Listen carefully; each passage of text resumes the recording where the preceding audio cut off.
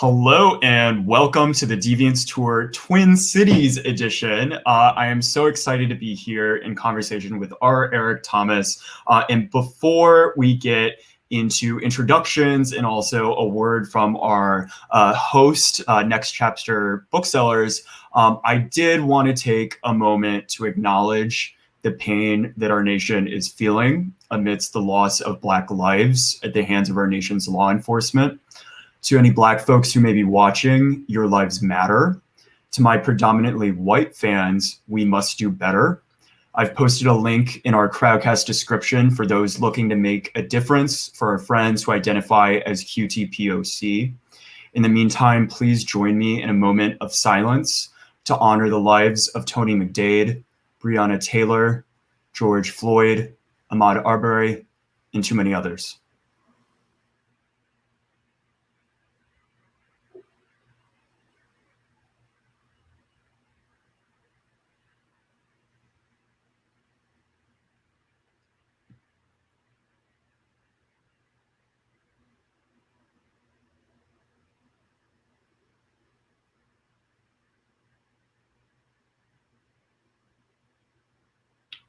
Thank you. I'm now excited to pass the speaking stick to Riley from Next Chapter Booksellers, who can talk a little bit about the importance of independent bookshops during this crazy time. And thank you so much for having us, Riley. Thank you so much for reaching out to work with us. Working at an independent bookstore during these times has been challenging because small businesses in general are just struggling a lot, as well as there's so much responsibility on independent bookstores right now. We don't have the same filters that workers at Amazon would have, or people at Barnes & Noble would even have, where we have to be concerned about our profit. We are very concerned about getting the right books into the right hands. And especially right now, we have completely sold out of books like White Fragility and How to Be an Anti-Racist, and all of them are on back order. And basically our whole job is making sure that taking care of our community. And that is like the biggest importance of independent bookstores, especially right now in the Twin Cities. There was a bookstore over in Minneapolis that was one of the places holding it down for people when they were protesting, and were just giving them shelter from the police officers when they were right next to the precinct. And then over here in St. Paul, we are very much a very booky type of bookstore, as in where we like to research, we like history, we like to learn about things. So that's kind of been our role over in St. Paul, has been teaching people all of these things. So I think this is a really great time for this book to be coming out and for us to have this type of a conversation. I know for me as a gender non-conforming Black person in the Twin Cities right now, anytime we can talk about these things has been great. So please support your independent bookstores. We are maybe local to you, hopefully. If we are not local to you, then there is a great independent bookstore, I'm sure, near you. I've met a bunch of people from all over the country, and we're all about books. Bookstores are political. They can't, you can't just deny that books are political, bookstores are political. So I'm going to introduce our authors for this evening. So let's start with Eric Thomas, who is the national best-selling author of Here for It, or How to Save Your Soul in America, a memoir and essays. And Reclaiming Her Time, The Power of Maxine Walters, a look at the work, wit, and wisdom of Rep. Maxine Walters, co-authored with Helena Andrews Dreyer and coming out in October 2020 from Day Street Books. And our author of the evening, Eric Zardini. Sorry, I cannot speak sometimes. It's been a week.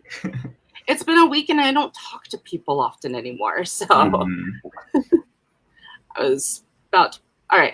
Eric Zardini is an award-winning historian of LGBTQ culture and politics. He graduated summa cum laude from Harvard College and received his PhD in history from the University of Cambridge, where he was a Gates Scholar. The DEVIANT'S War is his first book. So thank you both, and thank you for having Next Chapter be your platform for this evening.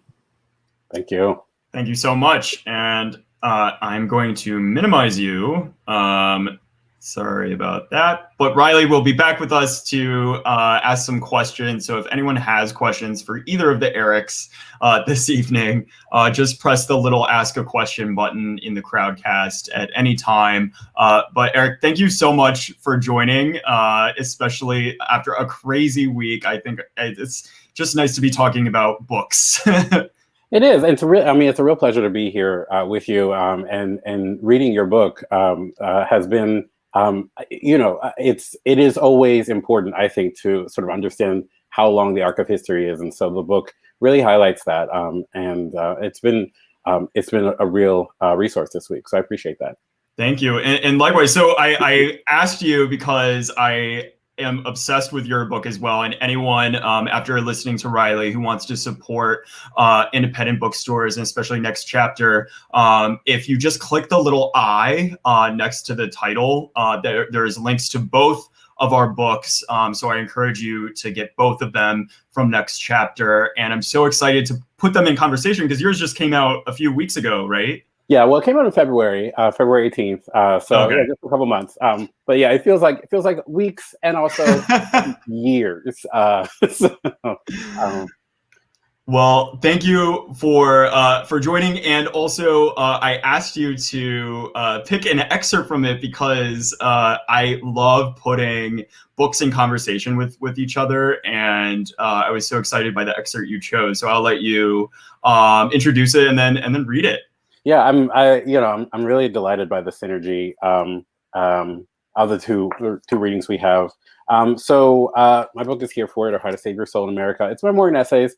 So the section that I'm planning on reading is actually a little bit more history focused than most of the book. So it's not necessarily representative, but it's from an essay called She's Got Herself a Universe, which is a reference to Madonna. And this section is about libraries, which I found to be a particular resource and still do.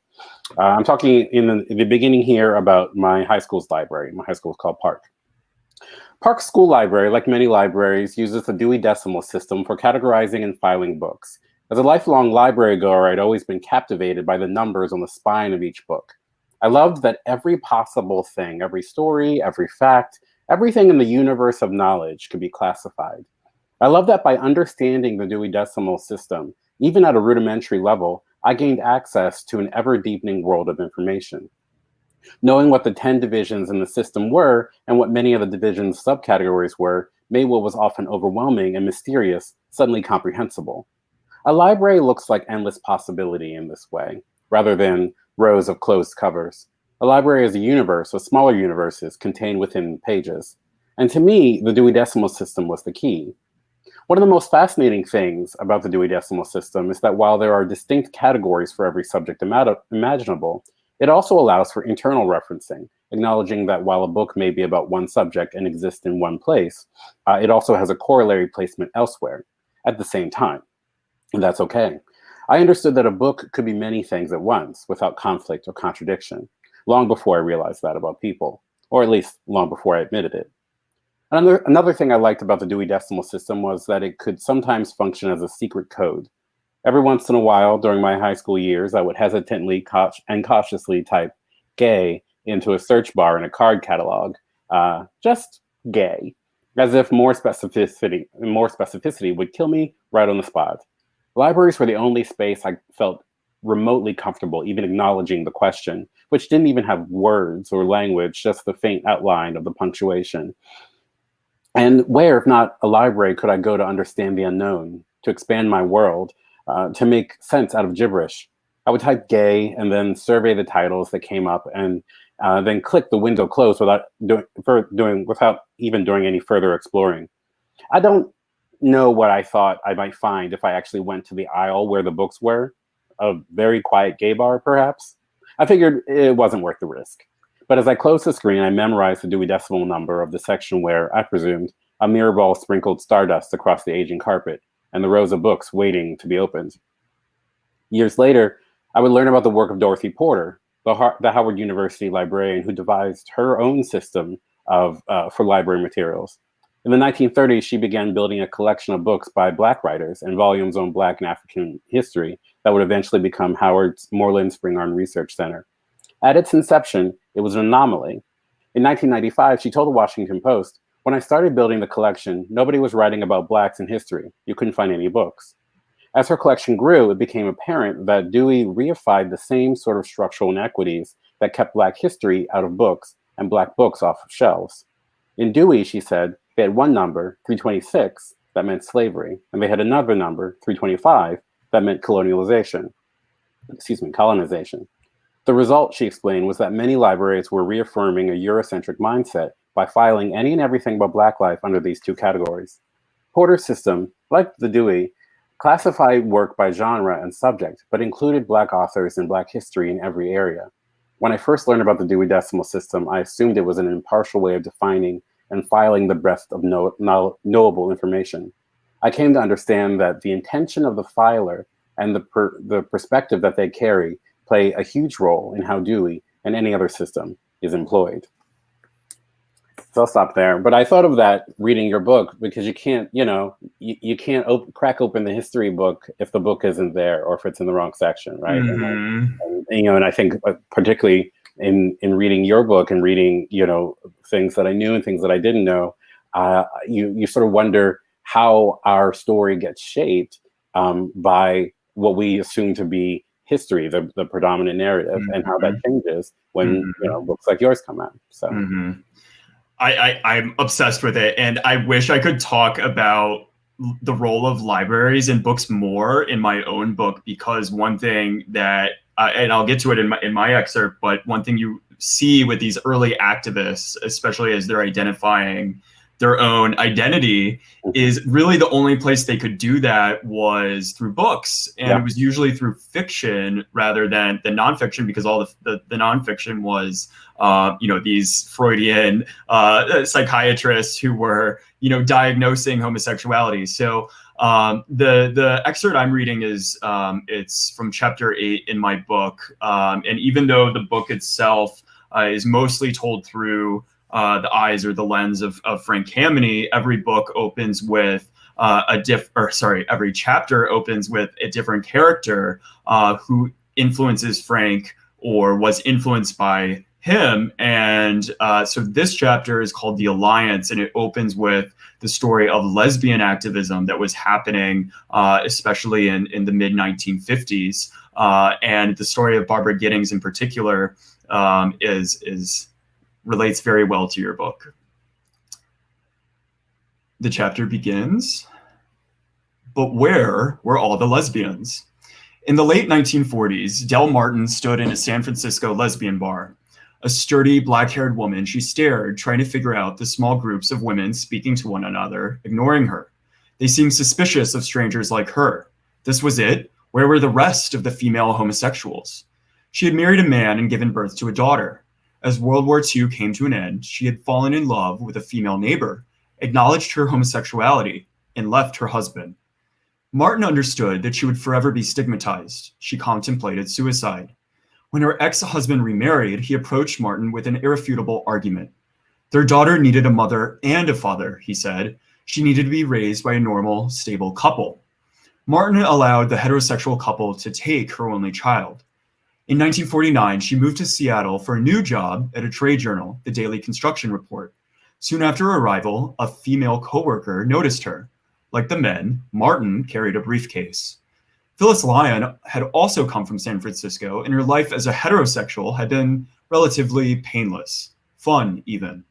She had been engaged and disengaged. She had experimented with boys. She wore long hair and lipstick.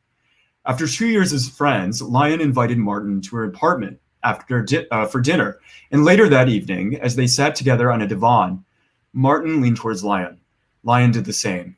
The two women became lovers, creating a relationship that would last for 55 years, interrupted only by death.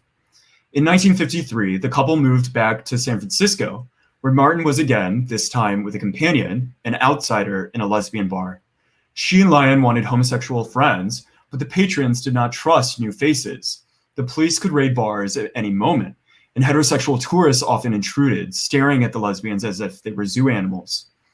On September 21st, 1955, Martin and Lyon joined 3 other couples to form a secret society, America's first known lesbian organization. They called themselves the Daughters of Bilitis, an obscure reference to the fictional Greek woman who, in the 1894 poetry of Pierre Louis, loved both men and women. The name sounded like any traditional organization of female heterosexuals, something like the Daughters of the American Revolution. Who, other than scholars of 19th century poetry, would guess that the DOB was really an organization of sexual deviants? The 8 women elected Del Martin as the first president of the DOB, and Lyon became its secretary. The couple had finally found a lesbian community. We were just happy we met 6 more lesbians, Lyon later recalled. A year later, the DOB had 15 members in a magazine, The Ladder, which referred to the lesbians' duty to climb the ladder of social acceptance. Society made lesbians fearful, and so the organization remained small. Martin and Lyon understood that lesbians not only risk losing everything, but they were also women who risked losing everything. If a lesbian managed to find a job in a profoundly sexist society, or if she was financially dependent on her family, or if she was a single mother dependent on the government, how could she possibly risk alienating her boss, her loved ones, the government? Daughters of Bilitis, what the hell kind of name is that? Barbara Giddings sat in a San Francisco living room with 15 lesbians who seemed pleasant. They drank refreshments. The 24-year-old Giddings looked and sounded like a youthful lesbian. A youthful librarian. Short hair, large glasses, and a clear, refined voice. Though she had just met them, Giddings had no scruples about offending the older women in the apartment. The name of the organization, Giddings told her hosts, was too complicated, too long. How did you spell it or even pronounce it? Bilitis. And to top it off, wasn't Bilitis a fictional bisexual, not even a real human being? What were they doing with such an absurd name? As a child, Giddings had wanted to become a nun. Steeped in her family's Catholicism and wealth, she glided between Mass and white-gloved debutantees. While studying theater at Northwestern, she excavated written materials on homosexuality beneath the imposing stone buttresses and stained glass of the university's neo-Gothic library. The books she found were anything but reassuring. Pathology, disturbance, maladaptation, arrested development, they said. The studies compared the measurements of various body parts, earlobes, fingernails, hips, of homosexuals and heterosexuals. They analyzed homosexuals' favorite color, green, and overwhelmingly they discussed only men. Her obsession with understanding herself took precedence over everything else in her life, including her studies. She stopped going to class and failed her freshman year. Giddings moved to Philadelphia and lived in a rooming house, and on weekends she dressed as a boy, was that not what all lesbians did, and hitchhiked up Route 1 to New York. The truck drivers never bothered the bespectacled girl in male drag. When she reached New York's lesbian bar, she found that nobody wanted to discuss literature or hostel trips or Baroque music. Alone, Giddings stood in the bars, holding a cup of ice water, pretending it was a gin on the rocks. In the summer of 1956, after learning about the Daughters of Bilitis from one magazine, Giddings traveled to San Francisco with a rucksack on her back. In the DOB, despite her dislike of the organization's name, Giddings found a home. By 1958, Giddings had become the founding president of the New York chapter of the Daughters of Bilitis. While working as a mimeograph operator in an architectural firm, she spent nearly every weekend commuting from Philadelphia to New York, where she built the East Coast's first lesbian organization. In this era, the Village Voice would not take her ads, and only a handful of women, culled from the latter's subscriber list, attended the first meeting. But by 1961, her mailing list contained almost 300 names. Lesbians could meet one another in a safe setting, and for Giddings, that was enough. I love that. I love that. I love so many things about that. But like the portrait of Barbara Giddings just sort of like reacting so sourly to the name and then eventually coming around is like just so rife with character. Why did you decide to begin that chapter with this particular lens in? Well, the very first line, "Where are all the lesbians?" I mean, it's chapter what did I say? It was 8. And, you know, the first 7 chapters are really the life of Frank Kameny. And layer by layer, we move back from that and start to meet other characters who are a bit more diverse. And also it shows that his world actually was pretty insular. His world, especially in DC, was, mostly men, almost entirely white. And so I think it's important, especially as a historian, to be zooming out and saying, okay, who are we forgetting? But of course, Barbara Giddings becomes really his right-hand woman, and they become an inseparable duo, best of friends. Unfortunately, she passed, but Kayla Husen is in an assisted living facility in outside of Philly, and just sent her the audiobook of the book, so she's very excited about that. Yeah, no, I mean, it's I worked in Philadelphia at the William Way LGBT Community Center for a while, and like Barbara's legacy looms so large in the city, and Kayla Husen is continues to be a huge resource.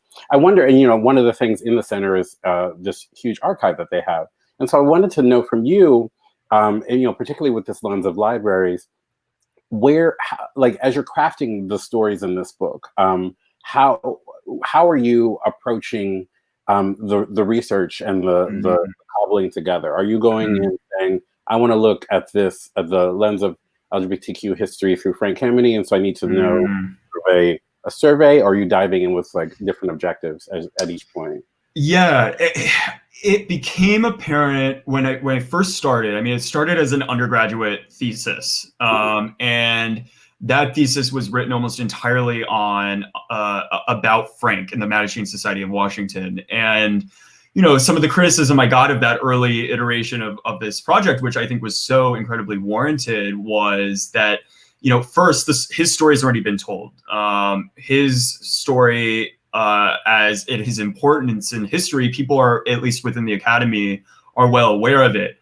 And so what I realized was missing from past representations of him and his activism in the Mattachine in Washington was connecting it outward and making these connections to the Black freedom movement, making the connections to lesbian activism like Barbara Giddings and Dell and Phyllis.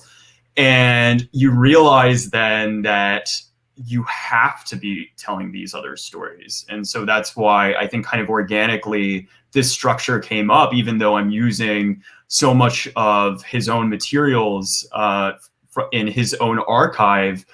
There are gaps because he was also, I mean, as you know from reading the book, he was a kind of narcissistic guy. So he was a little, you had to really dig to find out, okay, where did he get these ideas? And also, whose other stories should we be telling in order to understand him, and not only his successes, but his failures. But I wanted to ask you, because the one thing that went rereading my excerpt was, Barbara was using literature to kind of figure out her own identity. And I know you were searching in the database gay, which I did very similar things, except on Google Images. So what? And you're younger than me, I see. Okay. That's not what I meant. I meant I'm more deviant.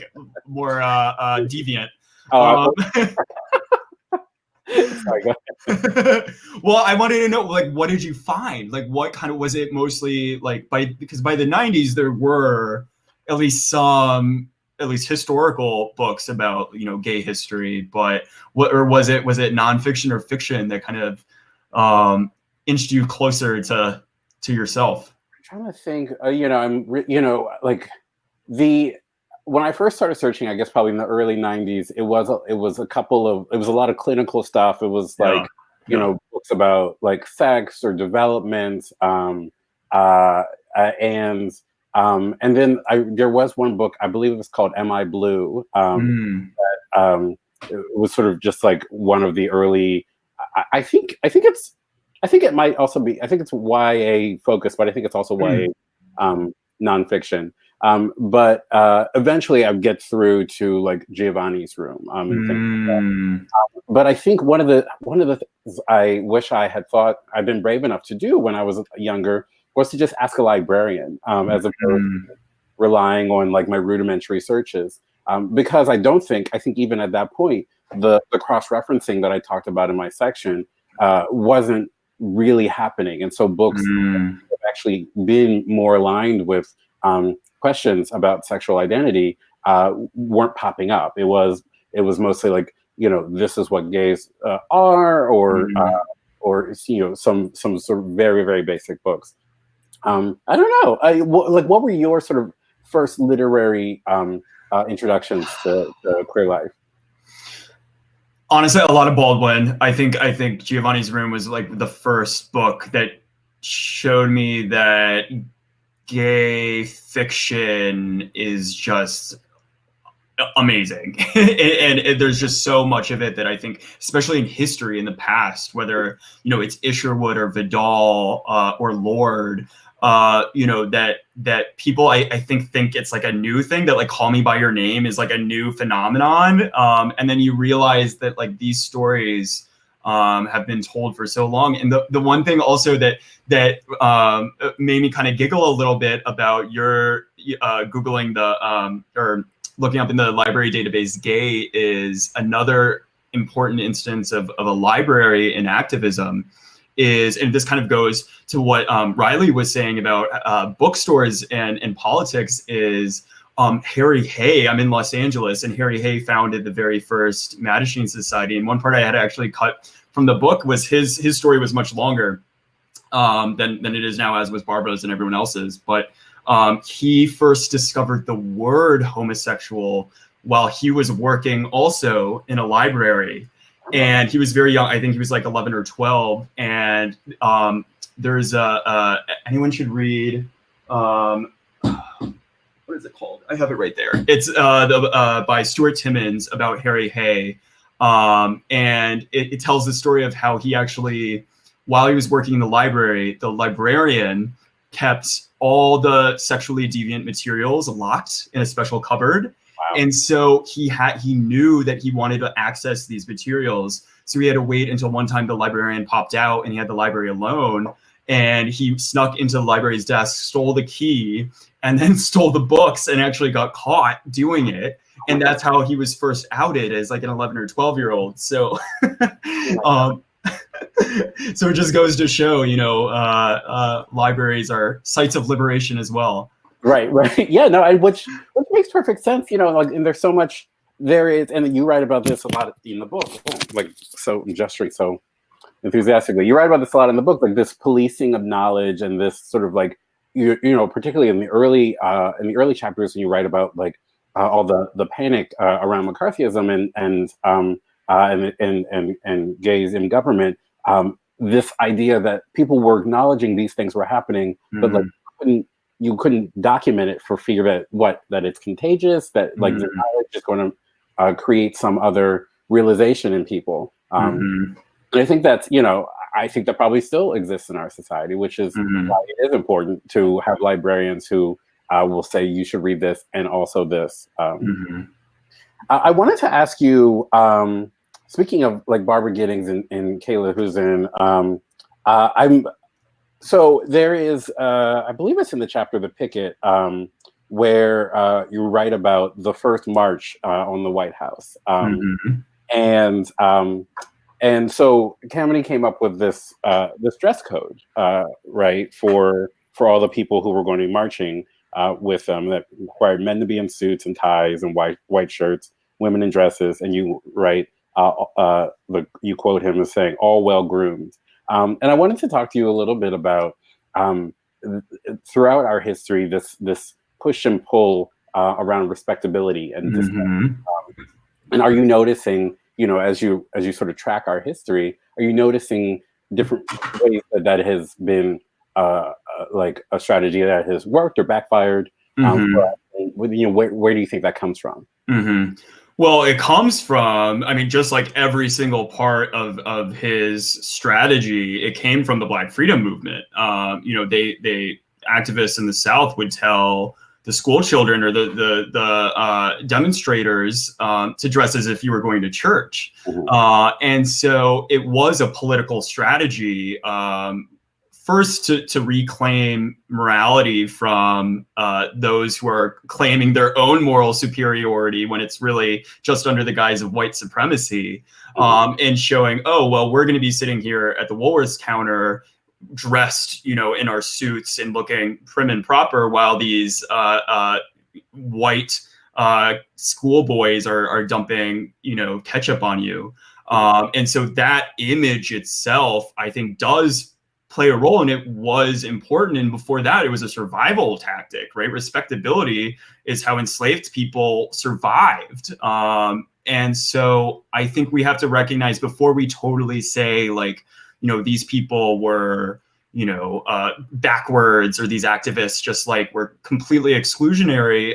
It's complicated. And yes, it was exclusionary. And I think we have to name that and say, like, yeah, you know, if you were gender nonconforming, you couldn't protest. And I think that's the real importance and significance of Stonewall, is because it signaled that actually this movement is much larger than the white guys and white women in suits and dresses. But also, I think, you know, we do need to be explaining how it's problematic at the same time.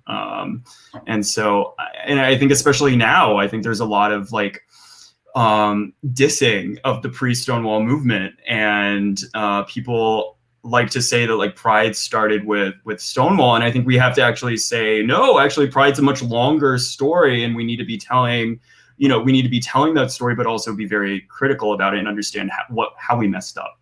Yeah, no, I think that's very interesting, and the idea that that respectability as a strategy and as a tool, you know, like to dismantle this, you know, and of course there's that great Audre Lorde quote, "The master's tools cannot dismantle the master's house," and so you wonder, like, and so I think that is basically the, like, that she was not talking about respectability per se, but that is the lens through which we can critique the strategy. But if we think about it as just that, as a tool that they were trying to use to dismantle the space they were in, I think about that, you know, that section, and juxtaposing that with the image you paint of Marsha P. Johnson climbing a lamppost in her heels to drop and a tight-fitting dress. Like, first of all, the logistics of that, I'm like, honey, go ahead. Like, it's truly remarkable, and like that also is a strategy, and that also, you know, totally put on any clothes, it's performance and it's costume,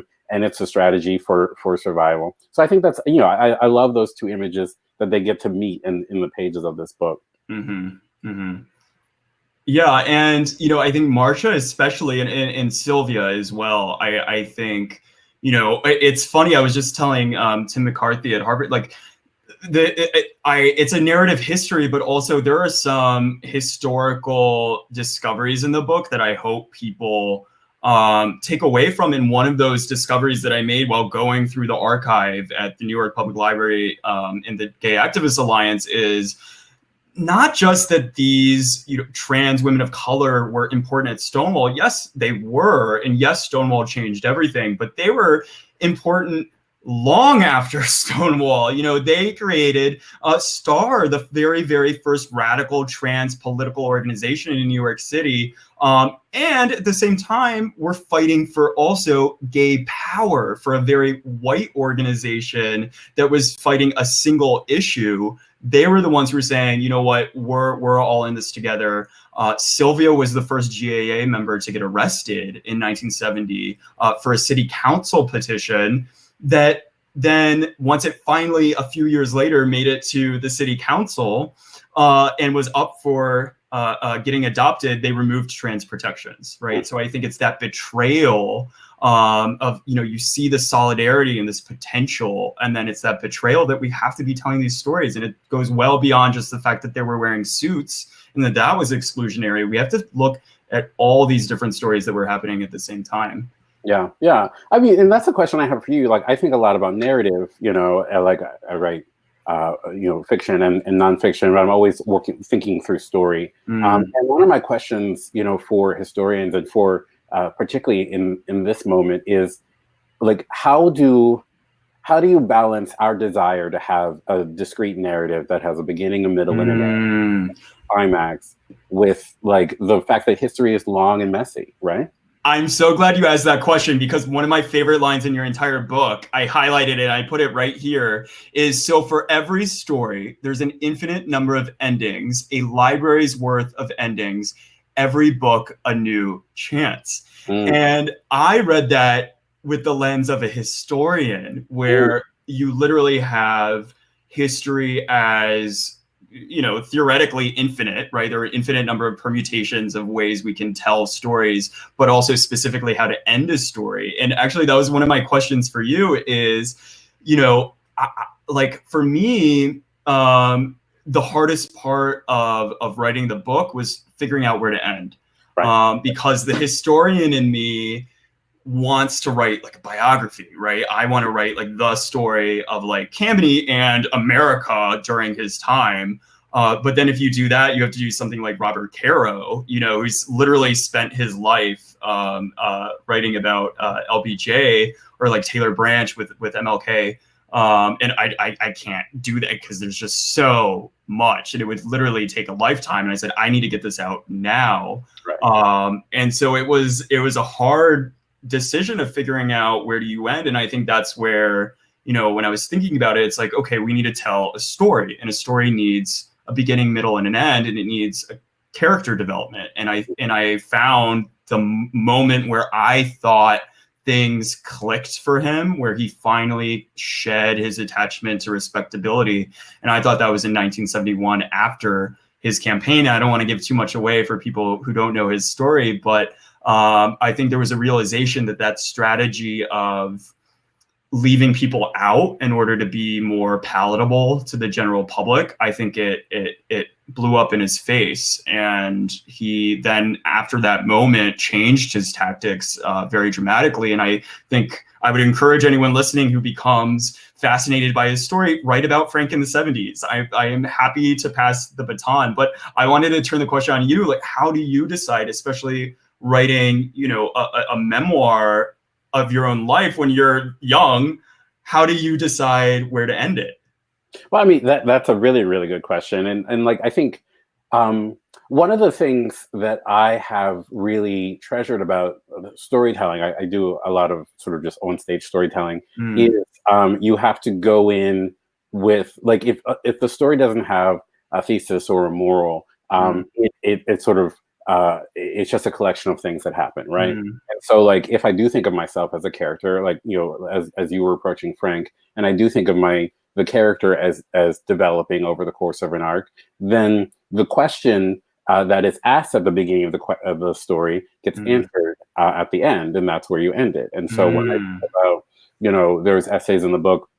One of the essays I write about struggling with coming out, and I went to Columbia, and they had a group on campus called the Coming Out Group, I think it was Coming Out Group, for queer and questioning people, and it was like a secret group, which was like, everybody knew about it, but it was like discreet. They wouldn't reveal your identity, so it was an anonymous group.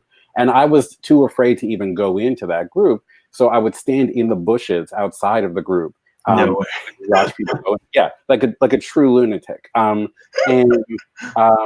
And so, like, the question that I'm asking, the character of me is asking in the beginning, like literally hidden in a bush on like a queer stakeout, gets answered as I come in, as I literally step out of the bush and go into a different phase of my life.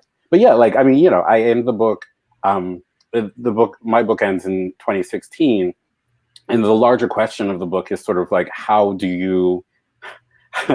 And I'd write it differently now, but how do you find a way forward in a country, in a narrative that is constantly telling you that you don't belong and that you are not a part of the narrative? And so I sort of frame it, as this sort of great coming together, this great moment of revelation at the end of the book. But it's temporary, but like, you have to choose. I think that's powerful, though, to be able to say, I am not at the mercy of all the things that have happened to me. I'm not at the mercy of man. I get to say, this is where this began, and this is where this journey ended. And I didn't end at the end of that journey. And that's really powerful for queer people. So often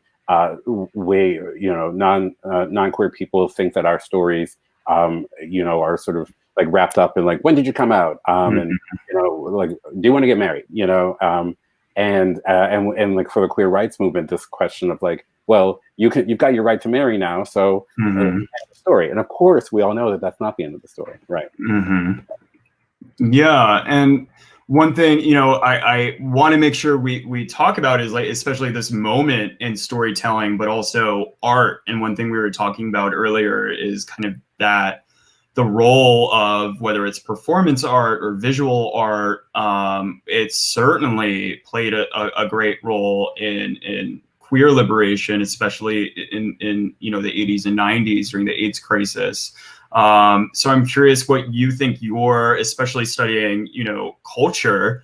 What do we do? Because I think a lot of people are seeing so much visual content right now, and I think there's a lot of questions about what is good visual content and what is counterproductive. So I'm curious what you think about that.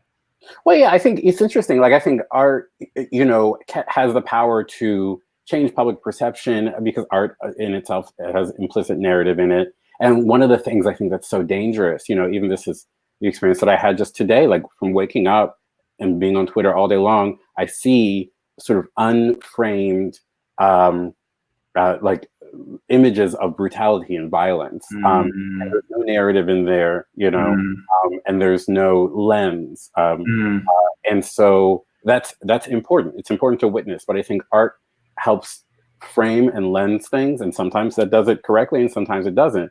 But like the flag over my corner, the show is in a sense art, and like Gilbert Baker's version of that flag is different from this flag, which is the inclusive flag, which was designed in Philadelphia. Right? Yeah. And and when it came out, there was plenty of pushback from community members about adding a black and brown stripe, which like that says to me that art is not just this facile thing that we just ingest. I think today, and I wanted to get your sort of thought on this, like from the lens of like the historical perspective. A lot of people are talking about the Black Lives Matter being painted on 16th Street in Washington, D.C. And I immediately thought, and there is the association with Mayor Bowser, which I think is separate for me, right?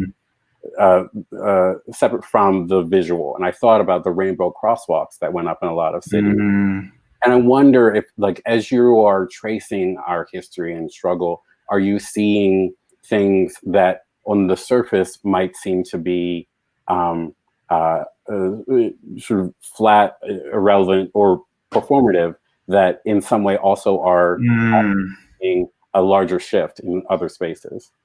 Well, I've seen the aerial photography of it, and it is striking, but I've been refraining from posting it because I haven't done my research and I don't know enough yet about kind of what the mayor's own policies are, and from what I gather, it's art needs to have meaning, and if it's empty.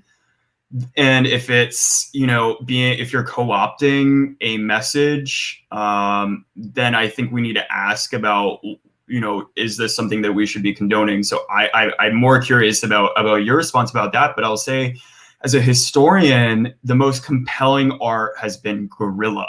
It has grassroots. It is not a crosswalk that has been put there by a government that doesn't have an anti-discrimination ordinance.